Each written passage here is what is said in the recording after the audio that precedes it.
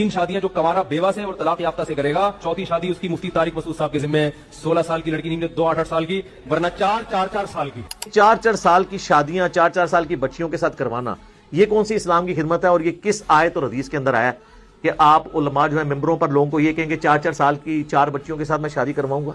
और वो सामने भी बैठे हुए जो है लोग वो हंस रहे हैं। इनकी ये वीडियो आप किसी भी जिम्मेदार हनफी आलिम के पास ले जाएं, मुफ्ती तकी उस्मानी साहब हफिज़हुल्लाह ताला के पास ले जाएं, वो ये भी नहीं कहेंगे सिर्फ कि ये गलत है, बल्कि कहेंगे कि इस पे शरी तौबा वाजिब है, क्योंकि इसने इस्लाम का मजाक उड़ाया। और तौबा जब होगी फिर तजदीद निकाह भी होगा। इन्होंने जितने भी निकाह किए ना उनकी तजदीद करनी पड़ेगी, और अगर कहीं बैत की है तो तजदीद बैत भी करनी पड़ेगी, क्योंकि शरीयत के एक मसले का मजाक उड़ाया ना। ज़ाहिर है शादी एक सुन्नत है, उसका मजाक उड़ाया जा रहा है।